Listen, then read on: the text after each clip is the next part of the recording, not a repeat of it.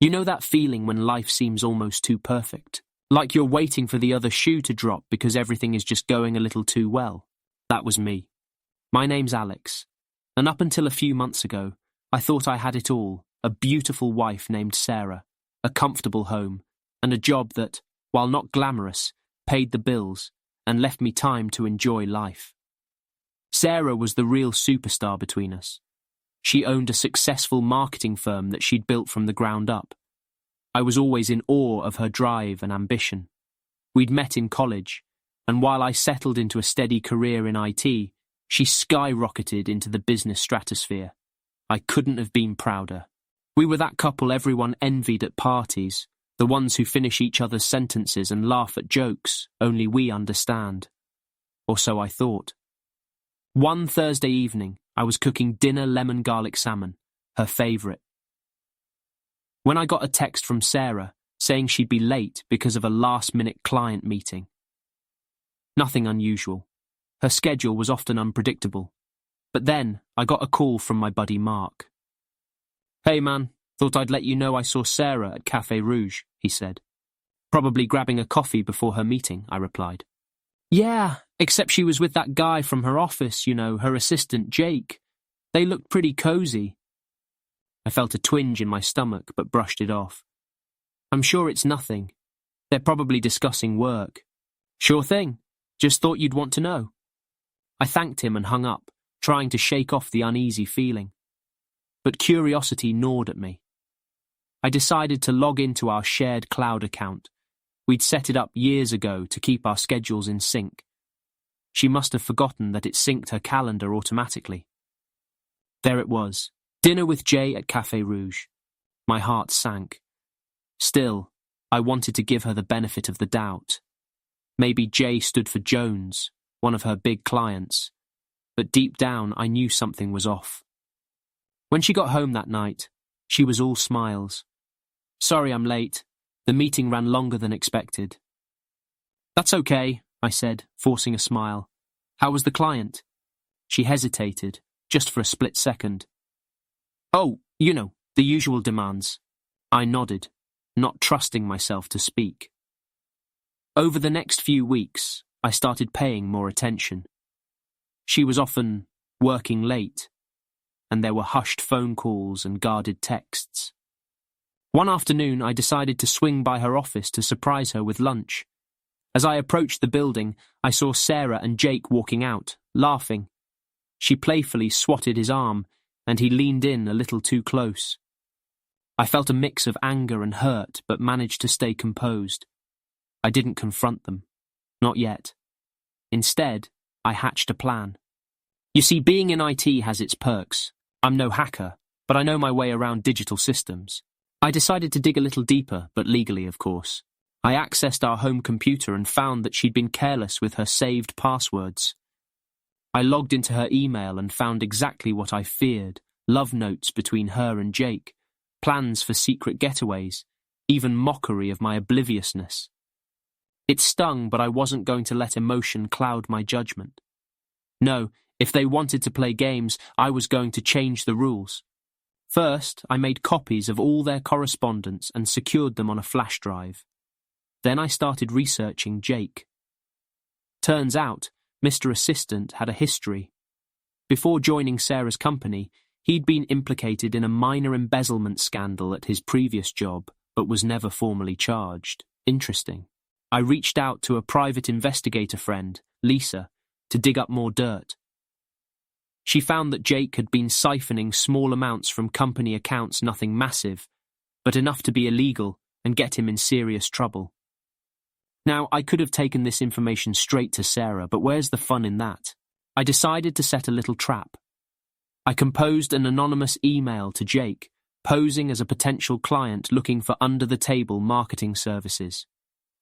I dangled a lucrative deal that would require him to divert resources from Sarah's company. Greedy as he was, he took the bait. Over the next few weeks, I had him send over proprietary information, pricing models, client lists, all confidential and all sent willingly over email. Each time, I collected and archived everything. Meanwhile, I started leaving subtle hints at home. A misplaced tie that wasn't mine, a lipstick stain on a collar that she'd notice.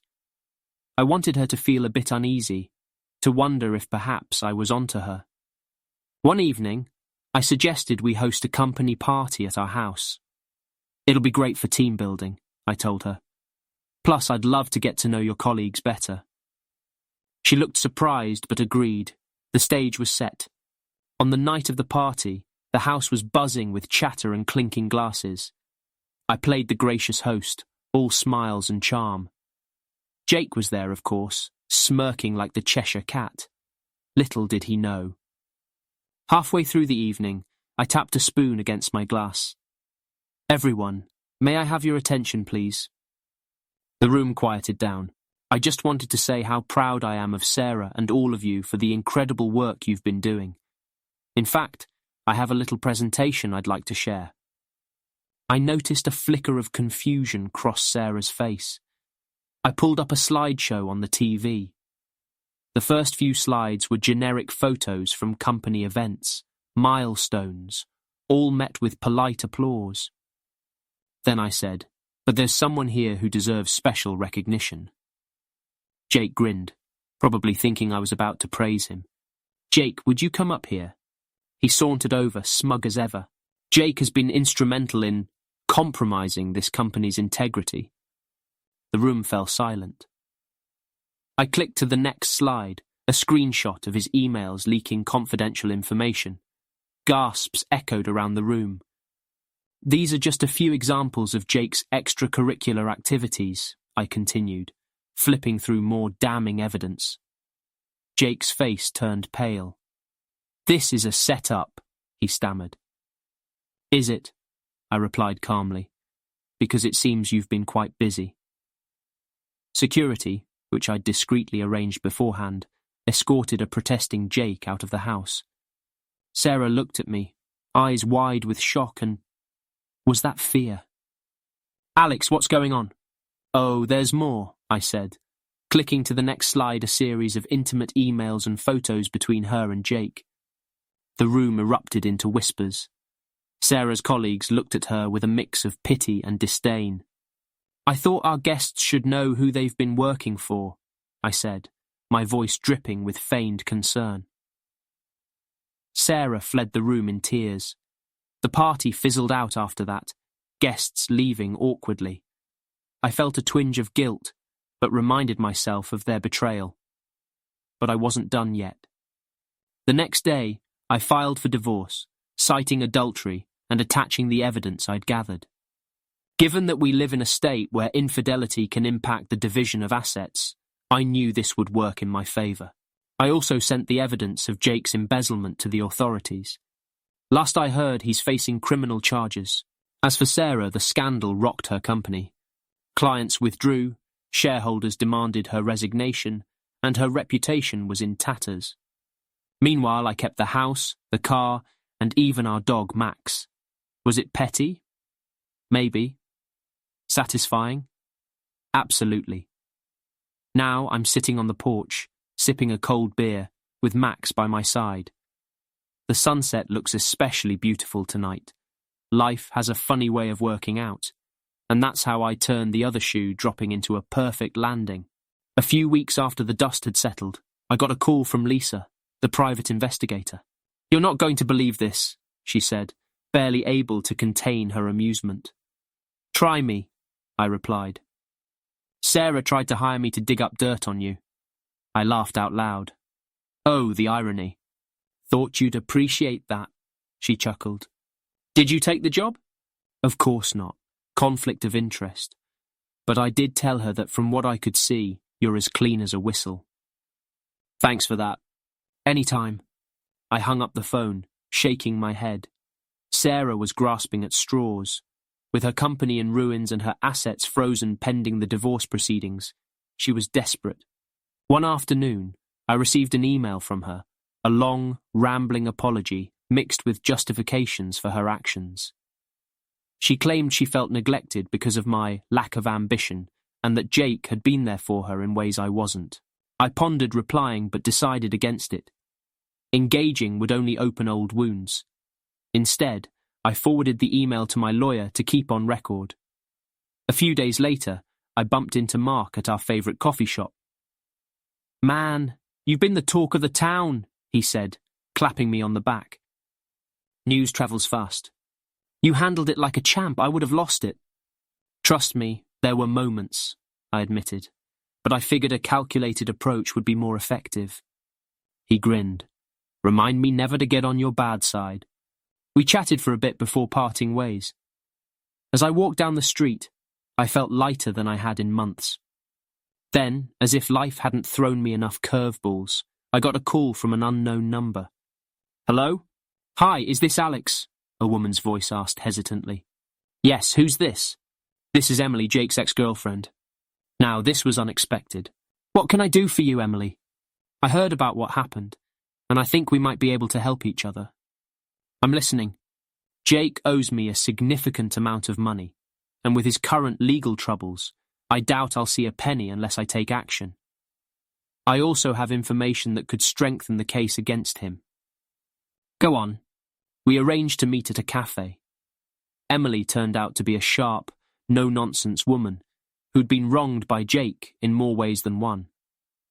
"I have records of his offshore accounts and transactions," she said, sliding a folder across the table. "Why give this to me?" "Because the enemy of my enemy is my friend. Plus, if he's convicted on multiple counts, it increases the chances of asset seizure, which means I might recover what he owes me." "Fair enough." I took the folder and later handed it over to the authorities. The case against Jake was now bulletproof. A month later, I got a letter informing me that the divorce was finalized. I was awarded the majority of our shared assets due to Sarah's infidelity and fraudulent activities within her company, which I had inadvertently uncovered during my initial investigation. Sarah tried to contest the settlement but failed. She ended up moving back in with her parents in a small town upstate. One evening, as I was organizing the garage, I found an old box of college memorabilia. Among the items was a photo of Sarah and me at our graduation, all smiles and boundless optimism. I looked at the photo for a long moment before tossing it back into the box and sealing it shut. The past was the past. I decided it was time to focus on myself. I took a sabbatical from work and enrolled in a culinary class, something I'd always wanted to do but never found the time for. Cooking had been a hobby, but now I was considering making it a new career path. In class, I met people from all walks of life, each with their own stories and passions. One of them was Laura, a pastry chef with a quick wit and a contagious laugh. We bonded over our mutual disdain for poorly executed soufflés. As weeks turned into months, Laura and I grew closer. There was no rush, no pressure, just two people enjoying each other's company. One day, while we were experimenting with a new recipe, she asked, "So, what's your story?" I smiled. "It's a long one. We've got time. The soufflé needs at least another 30 minutes. I chuckled and began to tell her the abridged version, omitting the more dramatic elements. When I finished, she looked at me thoughtfully. "You've been through a lot." "Haven't we all?" "True, but not everyone turns their trials into triumphs." "Well, I had a lot of help and a bit of luck." "Don't sell yourself short." We continued cooking, the kitchen filled with the aroma of chocolate and the sound of laughter. Looking back, I realized that the whole ordeal with Sarah and Jake had been a catalyst for change, painful but necessary. It pushed me out of a complacent life and into one where I pursued my passions and rediscovered happiness. One afternoon, I received a letter from Sarah. Reluctantly, I opened it and, "Dear Alex, I know I'm the last person you want to hear from, but I wanted to apologize one last time. I've had a lot of time to reflect, and I realize how much I took you for granted. I hope someday you can forgive me. Sincerely, Sarah." I folded the letter and placed it in a drawer. Forgiveness might come someday, but for now, I was content to leave that chapter closed. As for Jake, he was sentenced to several years in prison for fraud and embezzlement. Emily got a portion of his seized assets, and we kept in touch occasionally. Life has a way of coming full circle. I started a small catering business with Laura, combining her pastry skills and my culinary flair. We called it Second Serve, a nod to both of us getting a second chance at our dreams. On our 1-year anniversary, Laura and I hosted a dinner for our friends and family. As I looked around the room, filled with laughter and clinking glasses, I felt an overwhelming sense of gratitude. Maybe the other shoe had dropped, but I was now wearing a better pair.